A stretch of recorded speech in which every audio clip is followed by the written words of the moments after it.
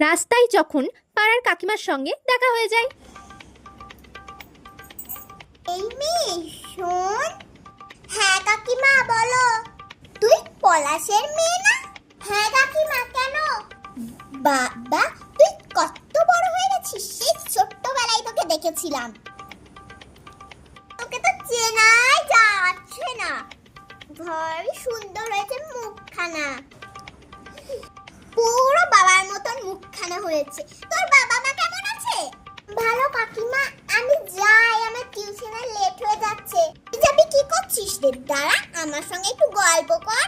বুঝি সব বুঝি। কাকিমার সঙ্গে গল্প করতে ভালো লাগছে না নাকি? না না কাকিমা, তা না। এই পলাশের জায়গায় হাঁটুর যে যন্ত্রণা ছিল সেটা এখন সেরেছে? হ্যাঁ বাবা এখন ঠিক আছে। আমারও শরীরটা এখন ভালো চলছে, যে তোর বাবাকে একবার গিয়ে দেখে আসবো তারও ক্ষমতা নেই। হে ভগবান, এ আমি কোথায় ফেসে গেলাম? অনেক তো বড় হয়ে গেলি, মনে হয় বিয়ের বয়স তো হয়ে গেছে। বাড়িতে ছেলে দেখছে না, আমি দেখবো। কাকিমা আমি না এখন পড়াশোনা করব।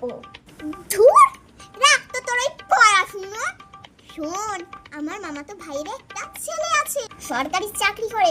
যদি বলিস কালই তোর বাবাকে গিয়ে আমি বলে আসবো। আর নেওয়া যাচ্ছে না এই পাড়ার কাকিমার ভাতের কথা। কি রে, কি হলো? চুপ করে আছিস যে? আমার খুব পায়খানা পেয়েছে, আমি না যাই। দেখেছো কেমন বিয়ের কথা বললাম আর পালিয়ে গেল? এখনকার মেয়েরা সব নিজেই নিজের ছেলে খুঁজে নিচ্ছে, মা বাবার আর কোনো দরকারই নেই। আমি তোর ভালোর কথা ভেবেই বলেছিলাম। আমার আবার কি? পরের ছেলে পরমানন্দ, যত উচ্চ নেবে তত আনন্দ।